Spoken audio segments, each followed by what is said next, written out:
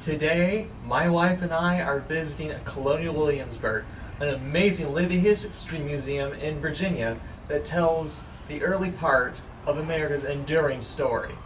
Come along with me and my wife as we explore a history buff's paradise. That's coming up next.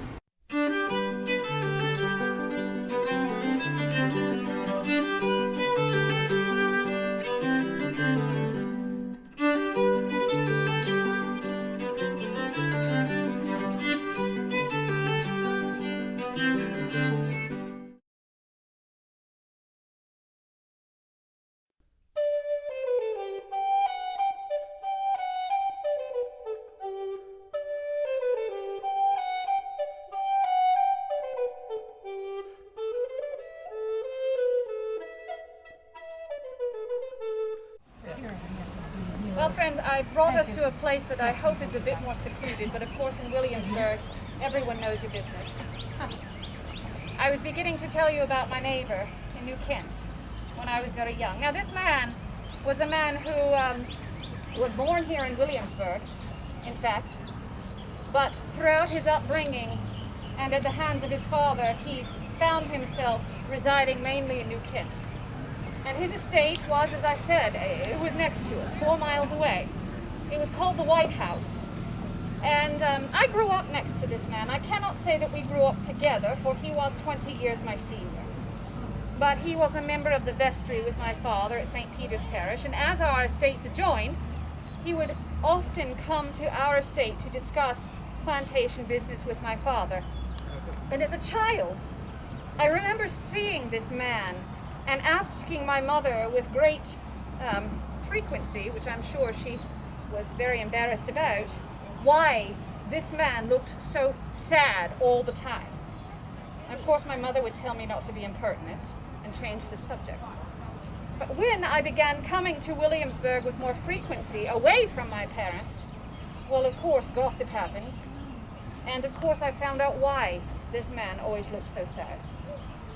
Daniel Park Custis was the son of a man named John Custis IV, a family that we have already spoken their name this morning.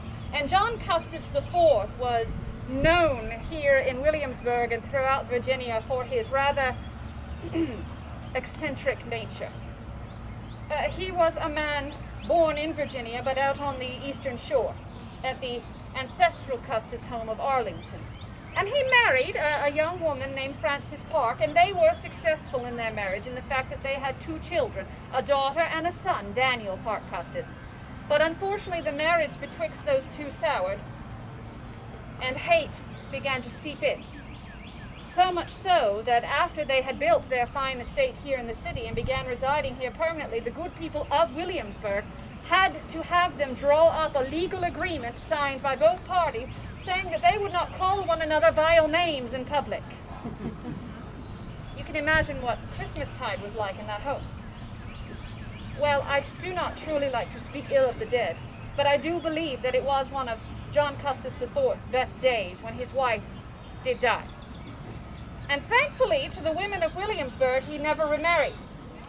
But this made him the sole parent of his children. And in particular, for our purposes, his son, Daniel Park Custis. For at the age of 4, Daniel Park Custis became the sole heir of the entirety of the Custis estate, which is fairly vast, my friends. And this made John Custis be very harsh on his son, not allowing him an education in Europe the way other young gentlemen of his social status would have been afforded, not even allowing him the management of one of his own estates until he was 24 years old, much advanced in age for a gentleman set to inherit such a vast estate. But when he finally were able to break away from his father's tyrannical grasp, Mr. Custis chose that same estate in New Kent that we've been discussing, the White House. And it was there that I met him for the first time when I was very young. And I watched him as I grew, and our friendship began to grow over the years. And by the time I was 17, we had decided that that friendship had turned into quite a love. And we decided that we should like to be married. Now, my mother was thrilled, The notion of her daughter marrying the son of John Custis IV? For we must remember, John Custis IV was the president of the Governor's Council, and indeed one step beneath being the Lieutenant Governor of Virginia. But as excited as the Dandridge family were at the love match betwixt us, I cannot say that old Mr. Custis shared my mother's enthusiasm. For how do you think he felt when news came to him that his only son and heir to the entire estate were thinking of marrying a 17-year-old daughter of a clerk? It did not come very easily to the man, and Mr. Custis was not known for his subtlety, my friends. For we found very quickly in New Kent exactly what my father-in-law felt. For he began to rant and he began to rave up and down the streets of Williamsburg to New Kent and back, claiming that he would not allow a Dandridge to marry his son, that he would rather throw the Custis silver into the streets of Williamsburg than allow a Dandridge to have her hands on it. Now, mind you, it did not help that my uncle, William Dandridge, and Mr. Custis butted heads quite frequently in the Governor's Council. The two of them were like oil and water, and I think the notion of a Dandridge marrying into a Custis family tree was just too much for John Custis IV.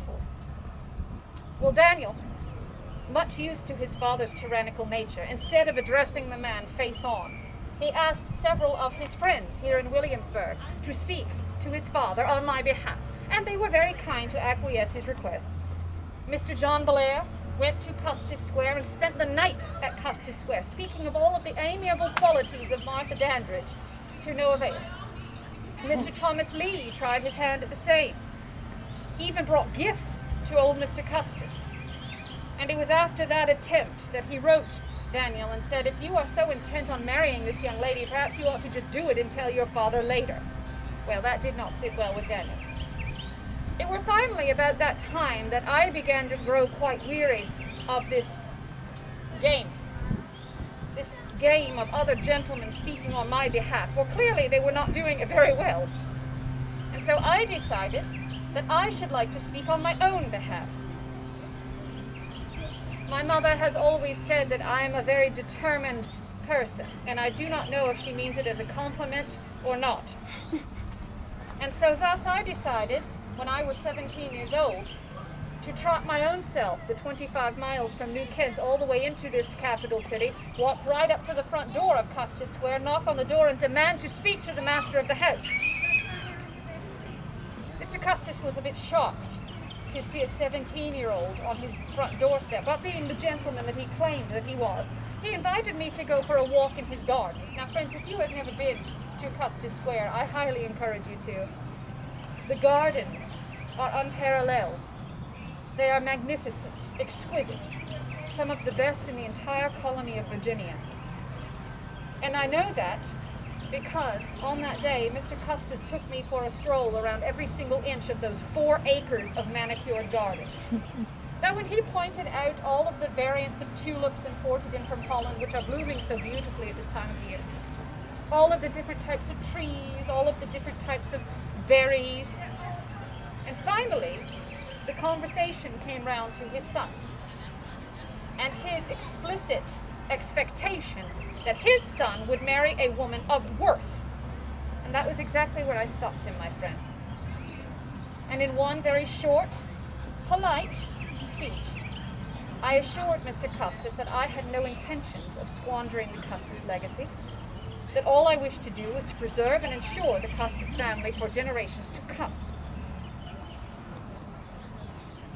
I should very much, my friends, hope that that is what I said, because truth be told, I blacked out and I have no idea what I said to that man. But I do know that at the end of my speech, I turned on my heel, I walked out of that garden, I got back on my horse, and I cried the 25 miles back to New Kent County, certain that I had destroyed any chance of marrying Daniel Parr Custis, and rest assured, my mother assured me of it as soon as I got home. And that began perhaps the longest 2 weeks of my entire life, because you see, we heard nothing from Williamsburg.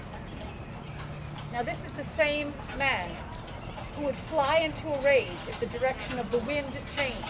The same man who challenged the Governor Spotswood to a duel for cutting down the wrong trees on his property. Nothing. And that, I think, was more terrifying than anything. Until a letter arrived from a dear friend of ours here in the capital city, a Mr. James Power, an attorney friend of ours. And he, too, had gone to Custis Square to speak on my behalf. But he wrote to Daniel that before he could even begin his overture, old Mr. Custis proclaimed that he would rather Daniel have me than any other lady in Virginia, and indeed he was just as enamored with my character as Daniel was, all owing to a prudent speech made by Miss Danbridge. I so wish I could remember what I said to him, but regardless, he also suggested that we marry as soon as possible before the old man changed his mind. And that is exactly what we attempted to do, my friends. But in the end, Mr. Custis did give us the best wedding present that he possibly could. He died. And in his will, he left his only son, Daniel Park Custis, as the heir of the entirety of the estate. Daniel and I married in May of 1750. I was just shy of my 18th birthday. And after the wedding, I moved 4 miles upriver to begin my life as Mrs. Custis, a mistress of my own estate, using the lessons taught to me by my mother. And we were, my friends, very happy. The Divine Providence gifted us with 7 years of very happy marriage, with 4 beautiful children born to us. My son and my daughter still survive. But, as I've learned, we should never feel as though we know our fate. For after only 7 years, the Divine Providence saw fit to take Daniel home with him again. There had been an illness on the river that summer, this being the summer of '57. And it had taken our daughter, Frances, and threatened to take our son, John. I remember he was so very sick. In fact, we called Dr. Parker out from Williamsburg several times to attend to him, an infection of the throat. And just as Jack, my son, was recovering from the illness, it struck Daniel on July 4th, and he was dead by July 8th. Dr. Carter thinks that in the end his heart gave out. And I will be honest with you, friends. During that very tumultuous summer of my life, where not only did my daughter and my husband die, but my own father died 6 months later, I thought that perhaps I would be punished for something. Perhaps my own impertinence and my determined nature. But I do have to think back on that, and I have to acknowledge and recognize that my husband, for so long of his life, was such a tortured soul. But for those 7 years, he found true happiness. And perhaps that was my duty too. And so thus I must content myself with knowing that at least for 7 years, he found peace. And I will never forget the look on that man's face the moment his firstborn child, his son and namesake, Daniel, were placed into his arms. So his memory must live on now in my children. But it is too beautiful of a day to be thinking of such melancholy subjects. If we are all rested, my friends, perhaps we can continue our journey through the city. If there are no questions, of course. I feel as though I'm talking your heads off this morning. Very fine. Come with me, friends. We shall allow the tree to survive.